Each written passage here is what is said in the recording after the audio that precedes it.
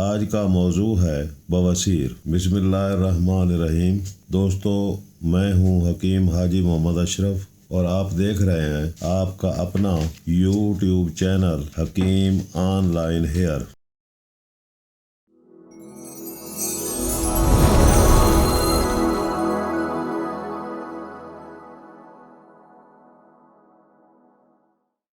بواسیر ایک مشہور اور ہٹیلی مرض ہے، جس کسی کو ہو جائے اسے پریشان بہت کرتی ہے۔ کام کاج تو درکنار، چلنا پھرنا اٹھنا بیٹھنا تک مشکل اور سکون تباہ ہو جاتا ہے۔ درد، جلن، کمزوری اور کمی خون تک نوبت آ جاتی ہے۔ عموماً یہ مرض دو ناموں سے یاد کی جاتی ہے، خونی اور بادی۔ دراصل یہ ایک ہی قسم کی ہوتی ہے اور وہ ہے خونی، جو غلط علاج یا کسی اور وجہ سے بادی بن جاتی ہے۔ آگے پھر موقع یا لمبی لمبی تھیلیاں، ان کے الگ الگ نام، یہ سب درجات ہیں۔ بلا ضرورت جنسی تسکین کے لیے سرد ادویہ کا کثرت سے استعمال، مسلسل سرد خشک غذاؤں کا استعمال، زیادہ دیر بیٹھے رہنا، قبض شدید، تیز مسالہ جات والی غذائیں، بڑا گوشت، شراب خانہ خراب کا استعمال اور کڑوی چیزوں کے بلا وجہ استعمال سے بواسیر ہو جاتی ہے۔ یہاں یہ بتانا ضروری سمجھتا ہوں کہ علم طب مزاج کو اہمیت دیتی ہے۔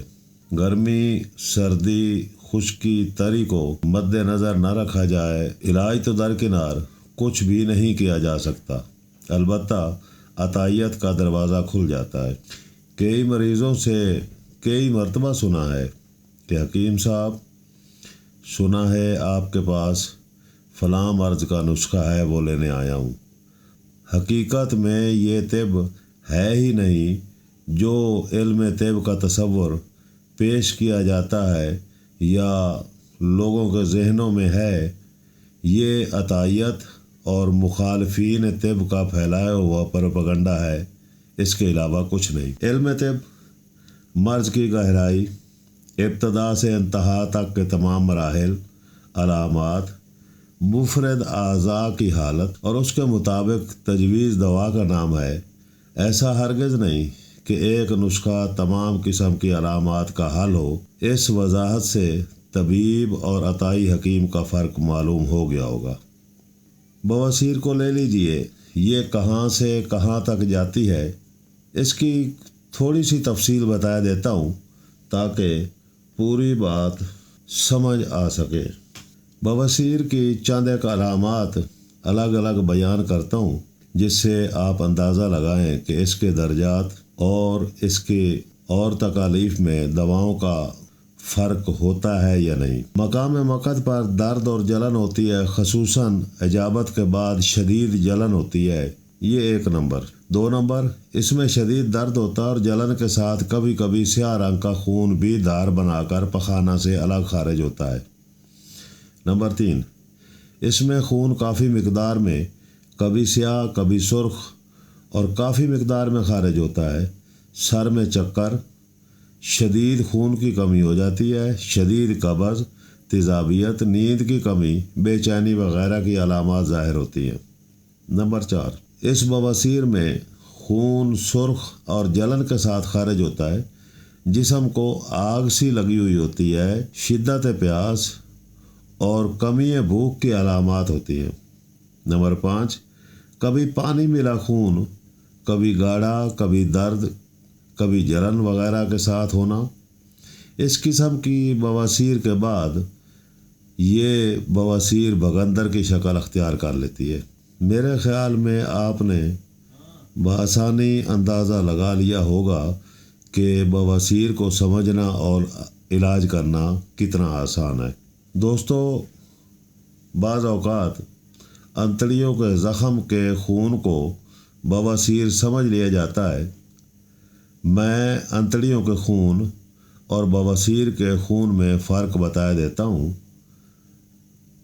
تاکہ مریض کو بھی اس چیز کا اندازہ ہو کہ خون انتڑیوں کا ہے یا بواسیر کا ہے۔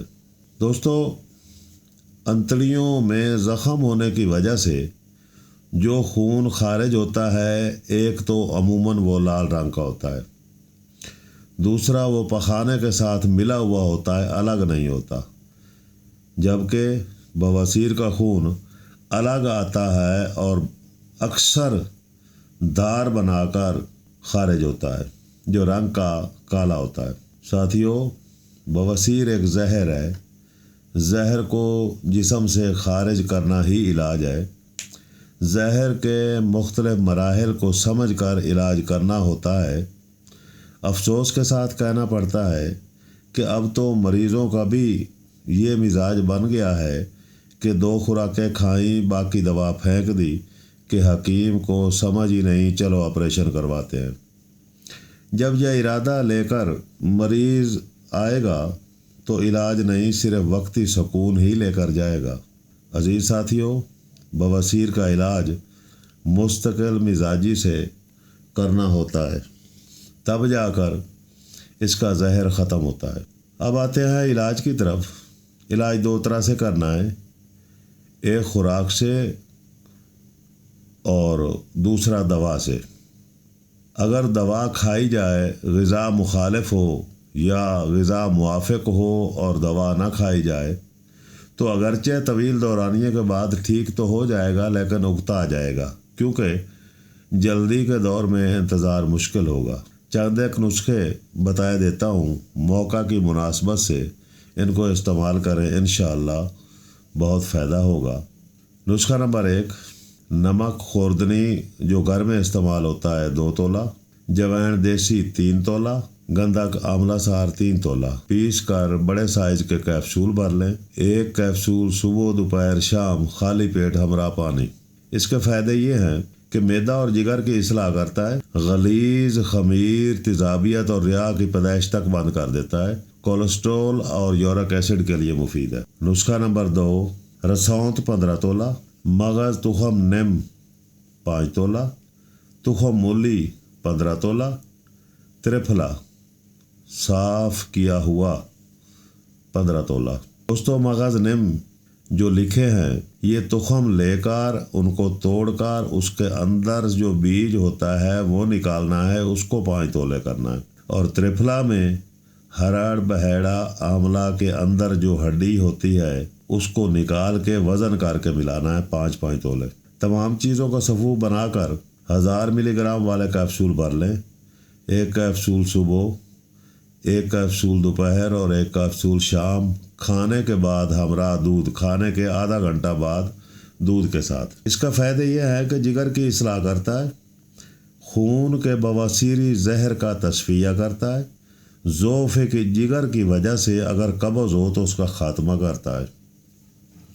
نسخہ نمبر 3، مولی کدو کش کی ہوئی ½ کلو، شکر ½ پاؤ۔ مولی توے پر ڈھیری بنا کر رکھ دینی ہے اور اس کے اوپر شکر ڈال کر بڑا پیالہ اوندا رکھ دیں تاکہ مولی اور شکر چھپ جائے۔ تقریباً 6 گھنٹے آگ پر رکھیں۔ یہ سیاہ رنگ کا صفوف تیار ہوگا۔ 1 گرام یعنی 1000 ملی گرام والا کیپسول صبح، دوپہر، شام پانی سے کھائیں۔ اس کے فائدے یہ ہیں کہ پخانے میں جلن، درد کے لیے بہت مفید ہے۔ نمبر 4، کالی زیری، جوائن دیسی، پودینہ، ہلیلا سیاہ، بھنگ، زیرہ سفید اور گگل خالص، ہر ایک ہم وزن۔ ان کو باریک پیس کے 6 ماشا صبح، دوپہر، شام ارک سونف یا قہوہ سونف کے ساتھ استعمال کریں۔ اس کے فائدے یہ ہیں کہ بادی بواسیر، جس کو ریب بواسیر بھی کہتے ہیں، اور مقد میں خارش بھی ہوتی ہے، پیٹ میں ہوا وغیرہ ہوتی ہے، رانوں کے درمیان درد ہوتا ہے، جسم کا رنگ پھیکا اور زردی مائل ہوتا ہے، ہوا خارج ہونے سے قدر افاقہ ہو جاتا ہے۔ اس دوا کے کھانے سے دانہ انار کے برابر سے لے کر اخروٹ کے برابر تک کے مسے ٹھیک ہو جاتے ہیں، انشاءاللہ۔ نسخہ نمبر 5، گلقند 1 پاؤ، سنا مکی 50 گرام، منقع 50 گرام، مغز بادام 50 گرام، بادام روغن خالص اپنا نکالا ہوا یا کسی اچھی سی کمپنی کا 50 گرام۔ تمام چیزوں کو اتنا باریک کریں کہ سون حلوہ کی شکل اختیار کر لے، یعنی سون حلوہ نظر آئے۔ اس کی 1 چمچ صبح اور 1 چمچ شام ہمراہ دودھ استعمال کریں۔ دائمی قبض ہو یا کوئی بھی قبض ہو، انشاءاللہ یہ بہترین علاج ہے۔ ہمیں دعاؤں میں یاد رکھنا۔ انہی الفاظ کے ساتھ خدا حافظ۔